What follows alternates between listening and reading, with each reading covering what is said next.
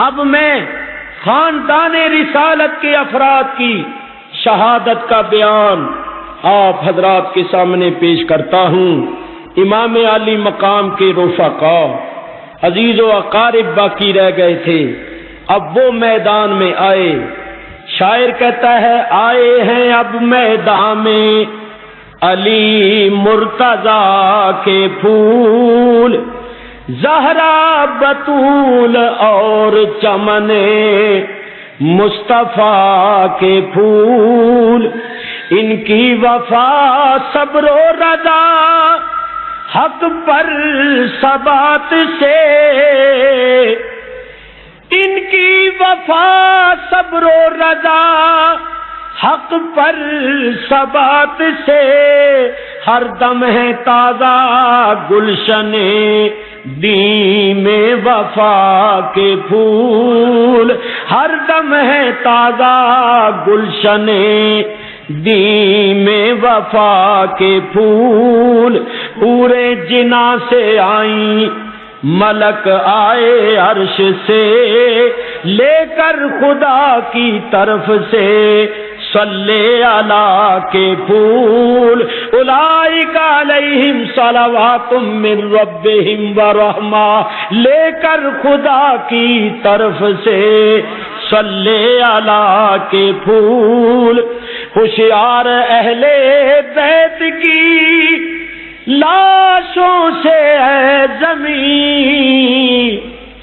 ہوشیار اہل بیت کی لاشوں سے کربلا کملا نہ جائیں، یہ ہیں رسول خدا کے پھول، کملا نہ جائیں، یہ ہیں رسول خدا کے پھول۔ اب خاندان رسالت کے افراد میدان میں آئے، امام علی مقام کے بھائیوں نے، حضرت عقیل کے فرزندوں نے، حضرت مسلم کے حقیقی بھائیوں نے میدان کربلا میں تلوار چلانی شروع کی اور یہ ثابت کرنا شروع کیا کہ ہم ہاشمی خاندان کے جوان ہیں، ہماری شجاعت اور بہادری کے سکے بیٹھے ہوئے ہیں۔ یزیدی لشکر میں بھگدڑ مچا دی، عقیل کی اولاد بڑی بے جگری کے ساتھ لڑ رہی تھی، کیونکہ ان کے بھائی حضرت مسلم کو کوفے میں شہید کر دیا گیا تھا اور ان کے بھتیجوں کو بھی شہید کر دیا گیا تھا۔ ان کو بڑا دکھ اور صدمہ تھا، انہوں نے شجاعت کے جوہر دکھائے اور مار مار کے یزیدیوں کی لاشوں کے انبار لگا دیے، مگر وہ کب تک ہزاروں کا مقابلہ کرتے؟ جام شہادت نوش کر گئے، جنت الفردوس میں پہنچ گئے۔ چچا زاد بھائیوں کی شہادت کے بعد امام علی مقام کے اپنے بھائی آگے بڑھے، انہوں نے میدان کربلا میں یہ ثابت کر دیا کہ ہماری رگوں میں حیدر کرار کا خون ہے اور ہمارے بازوؤں میں فاتح خیبر کی قوت ہے۔ وہ جوہر دکھائے کہ مار مار کے یزیدیوں کے انبار لگا دیے، آخر وہ بھی جام شہادت نوش کر گئے۔ اب امام علی مقام کی آنکھوں کے سامنے ایک منظر تھا، تڑپا دینے والا منظر۔ آپ کے چاروں بھتیجے امام حسن مجتبیٰ کی آنکھوں کے تارے کھڑے تھے اور کہہ رہے تھے چچا جان ہمیں بھی اجازت دیجیے، راہ حق میں سر کٹانے کی اجازت دیجیے اور شہادت کا جام نوش کرنے کی اجازت دیجیے۔ امام علی مقام نے فرمایا تم تو میرے بھائی کی نشانی ہو، تم تو میرے بھائی کی یادگار ہو، میں تمہیں اپنے ساتھ اس لیے تو نہیں لایا تھا کہ اپنی آنکھوں کے سامنے تمہیں تیروں سے چھلنی ہوتے ہوئے دیکھوں گا، تمہارے جسم میں نیزے پیوست ہوتے ہوئے دیکھوں گا۔ لیکن چاروں بھتیجے کہہ رہے تھے چچا جان ہمیں اس سعادت سے محروم نہ کیجیے، ہم چاروں اپنی جانیں آپ پر نثار کر کے جنت الفردوس میں پہنچیں گے اور اپنے ابا جان سے کہیں گے ابا تیرا حق ادا کر کے آئے ہیں اور تیرے بھائی پر نثار ہو کے آئے ہیں۔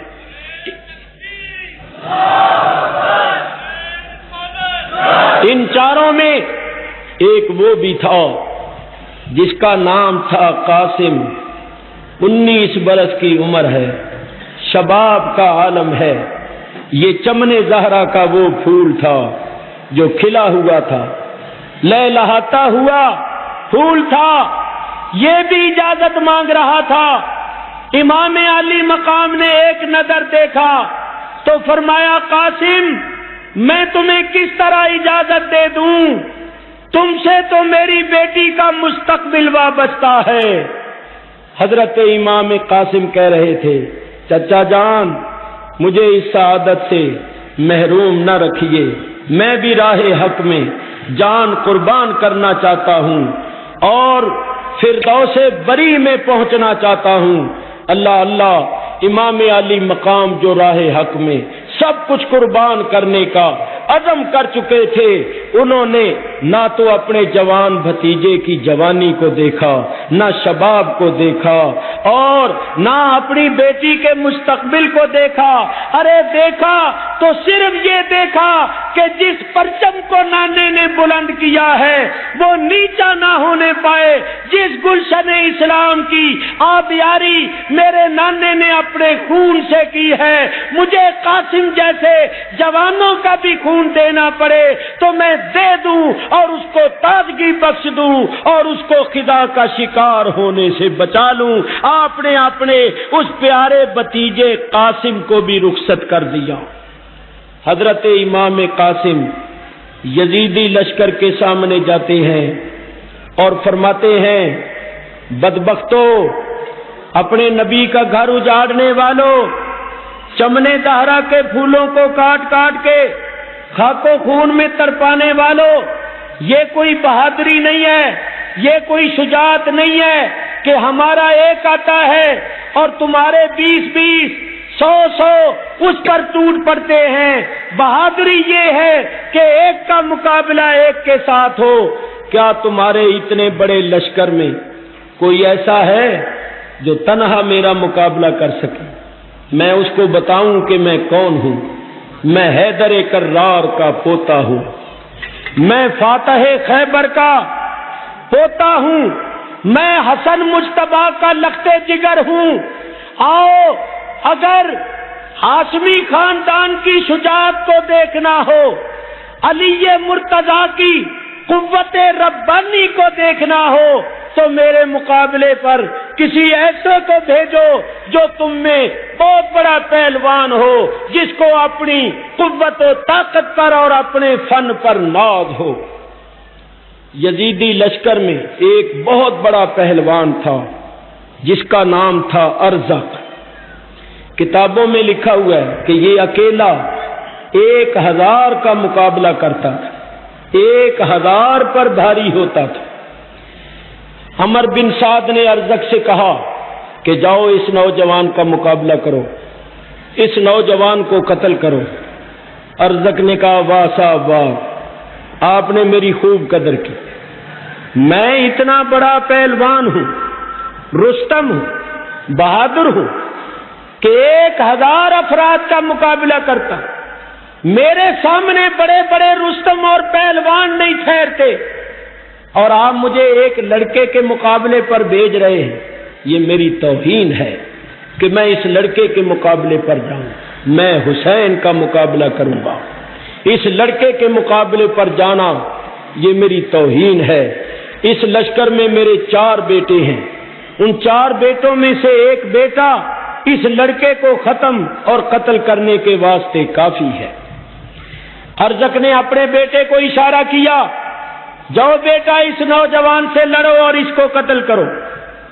ارزق کا بیٹا آیا، حضرت امام قاسم سے لڑنے لگا، دونوں میں تلوار چلنے لگی۔ آپ نے دوران لڑائی اس لڑکے سے کہا ہوشیار ہوشیار کہہ کے ایک تلوار کا ہاتھ چھوڑا اور اس کو چیر کے دو کر دیا۔ اس کے پاس بڑی اچھی بڑی قیمتی تلوار تھی جو زہر میں بجائی ہوئی تھی۔ حضرت امام حسن نے بڑی جلدی کر کے وہ تلوار اس سے چھین لی اور اس کا گھوڑا بھی چھین لیا، اپنی تلوار خیموں کی طرف پھینک دی، اپنے گھوڑے کو بھی چھوڑ دیا، اس کے گھوڑے پر سوار ہو گیا اور اس کی تلوار ہاتھ میں لے لی۔ ارزق نے دوسرے بیٹے کو اشارہ کیا، وہ مقابلے پر آیا، وہ بھی امام حسن کی تلوار سے واصل بجہنم ہوا، امام قاسم کی تلوار سے واصل بجہنم ہوا۔ تیسرا آیا، چوتھا آیا، حضرت امام قاسم نے ان چاروں کو موت کی نیند سلا دیا۔ اب تو ارزق کے سامنے دنیا اندھیر ہو گئی، اس کی آنکھوں کے سامنے اس کے چار جوان بیٹے تڑپ رہے تھے اور ان کی لاشیں خاک و خون میں پڑی تھیں۔ وہی ارزق جو امام قاسم کے مقابلے پر آنا اپنی توہین سمجھتا تھا، اب یہ اندھا ہو گیا۔ بیٹوں کی موت نے اس کو اندھا کر دیا، پاگل بنا دیا، اس کے واسطے دنیا اندھیر ہو گئی۔ یہ گالیاں بکنے لگا اور بکواس کرتا ہوا آگے بڑھا کہ او نوجوان، تو نے میرے چاروں بیٹوں کو قتل کر دیا ہے، اب میں تجھے نہیں چھوڑوں گا، تیرا جوڑ الگ کر دوں گا، تیرے ٹکڑے ٹکڑے کر دوں گا۔ حضرت امام قاسم نے کہا کہ تو بکواس کر رہا ہے، گالیاں دے رہا ہے، تیری گالیوں کا جواب ہمارے پاس گالیوں کی صورت میں نہیں ہے، کیونکہ یہ ہماری شان کے لائق نہیں ہے۔ تو بکواس کر رہا ہے، میں زبان پر ایسا کوئی کلمہ نہیں لاؤں گا جو ہماری شان کے سایہ نہ ہو، لیکن یہ دیکھ میرے ہاتھ میں تیرے بیٹے کی تلوار ہے، میں نے تیرے بیٹے سے چھینی ہے، اس تلوار کا مزہ تیرے بیٹے چکھ چکے ہیں اور اب تجھے بھی اس کا مزہ چکھاؤں گا۔ کہنے لگا میرے مقابلے پر تو 1000 فرد بھی نہیں ٹھہرتا، تو کیا ہے؟ حضرت امام قاسم نے فرمایا کہ تو بہت بڑا بہادر ہے، ٹھیک ہے تیرے مقابلے پر 1000 نہیں ٹھہرتا ہوگا، تو مانا ہوا رستم ہے اور پہلوان ہے، لیکن ابھی تک تجھے گھوڑے پر زین کسنی نہیں آئی۔ دیکھ تو صحیح، تو نے تو گھوڑے پر جو زین ڈالی ہوئی ہے وہی غلط ڈالی ہوئی ہے، تو ڈینگے مارتا ہے جس کو گھوڑے پر زین ڈالنی نہیں آتی، وہ میدان جنگ میں کیا جوہر دکھائے گا؟ جب آپ نے یہ فرمایا تو اس نے ذرا جھک کر زین کی طرف دیکھا، الحرب خدعۃ ان کے پیش نظر۔ حضرت امام قاسم نے آگے بڑھ کر ایک ایسا تلوار کا وار کیا اور وار کرتے ہوئے کہا، او ارزق ہوشیار، میں علی کا پوتا ہوں، یہ کہہ کر اس کے چیر کے 2 ٹکڑے کر دیے۔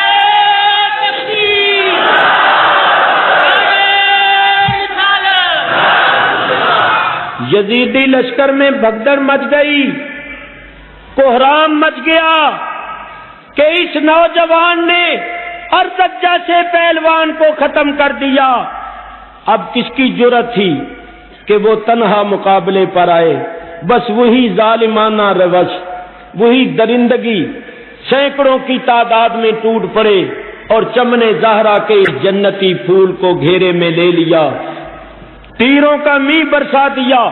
امام قاسم اس وقت بھی ڈٹ کر مقابلہ کرتے رہے، آخر زخموں سے چور چور ہو کر جنت الفردوس میں پہنچ گئے۔ یزیدی لشکر کے سپاہیوں کا بیان ہے، ہم نے امام حسین کو دیکھا، انہوں نے حضرت قاسم کو اٹھایا، اس طرح اٹھایا کہ قاسم کا سینہ حسین کے سینے سے لگا ہوا تھا اور حسین نے قاسم کی کمر پر ہاتھ ڈال کے قاسم کو اٹھایا ہوا تھا۔ اور اس طرح خیموں کی طرف لے کے جا رہے تھے کہ امام قاسم کے پیر زمین پر گھسٹتے ہوئے جا رہے تھے۔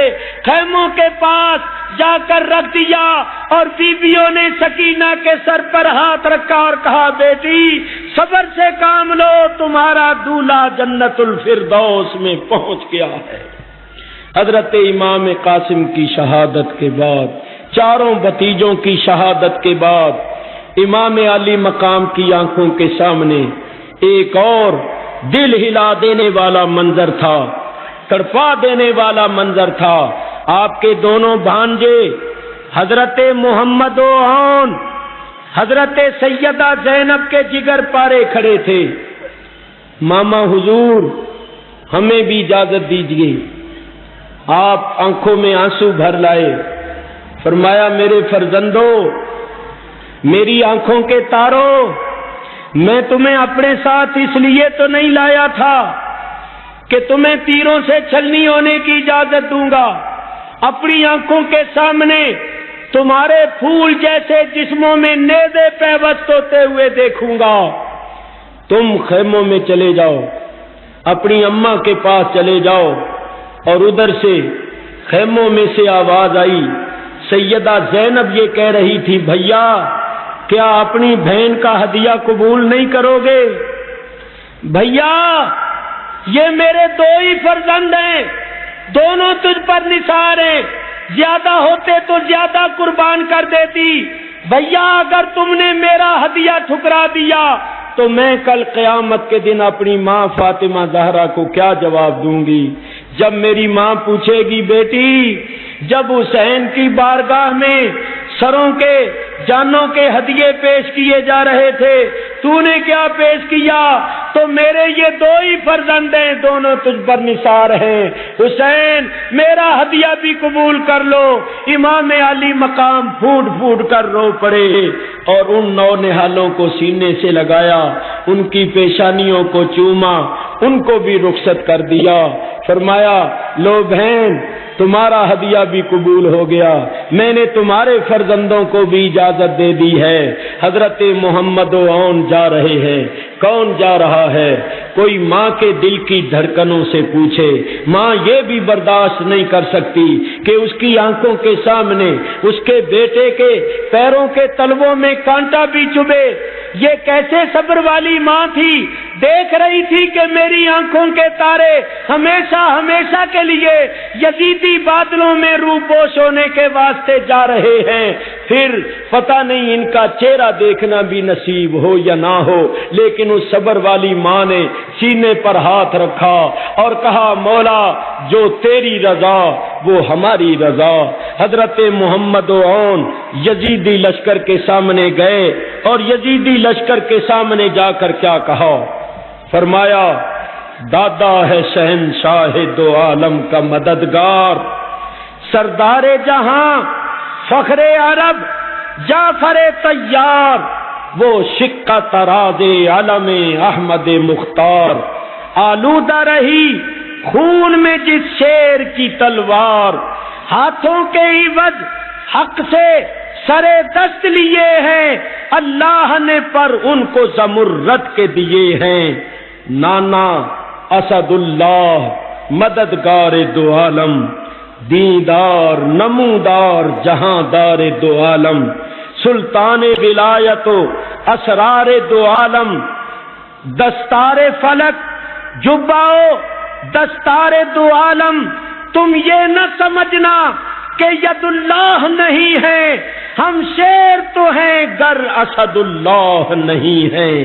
حضرت محمد و عون امام علی مقام کے حقیقی بھانجے یزیدی لشکر کے سامنے کھڑے تھے، ان کے چہروں کی رنگت ہی یہ بتا رہی تھی کہ یہ چمن زہرا کے جنتی پھول ہیں، نو نہال ہیں، نو عمر بچے، ماں کی زندگی کا سہارا، ماں کی آنکھوں کے تارے دشمنوں کے سامنے کھڑے تھے اور دشمنوں سے کہہ رہے تھے کیا دیکھتے ہو، ہم علی مرتضی کے نواسے ہیں، ہم عبداللہ بن جعفر طیار کے بیٹے ہیں اور حضرت جعفر طیار کے پوتے ہیں، جن کو اللہ تعالیٰ نے پر عطا فرمائے ہیں، اور جو فرشتوں کے ساتھ پرواز کرتی ہیں اور جہاں جانا چاہتی ہیں بہشت بری میں اور اس زمین میں چلے جاتے ہیں۔ آؤ ہمارے خون سے بھی اپنے ہاتھوں کو رنگین کرو اور اپنی پیاس بجھاؤ۔ وہ درندے ان بچوں پر بھی ٹوٹ پڑے، انہوں نے خدا داد قوت کا مظاہرہ کیا، بعضوں کو زخمی کیا، مگر یہ چھوٹی عمر کے بچے کب تک دشمنوں کا مقابلہ کرتے؟ آخر یہ دونوں بھی زخموں سے چور چور ہو کر جام شہادت نوش کر گئے۔ امام علی مقام ان دونوں کی لاشوں کو اٹھا کر لائے اور خیمے کے پاس لا کر رکھتے ہوئے کہا، لو زینب تمہارا ہدیہ بھی قبول ہو گیا، آؤ اپنے پھولوں کو دیکھ لو، تمہارے یہ فرزند جنت الفردوس میں پہنچ چکے ہیں۔ ماں اپنے بچوں کے پاس آئی اور ان کے جسموں پر ہاتھ رکھ کے یہ کہہ رہی تھی، میرے فرزندو تم بڑے خوش نصیب ہو، تم ماموں پر نثار ہوئے ہو، راہ حق میں شہید ہوئے ہو، اے کاش تمہاری جگہ تمہاری ماں ہوتی۔ ساری بیبیاں تعزیت کرنے کے واسطے خیمے سے باہر آ گئیں۔ امام علی مقام نے ایک ایک کا ہاتھ پکڑ کر خیمے پہنچایا اور صبر کی تلقین فرمائی۔ کیا دیکھا؟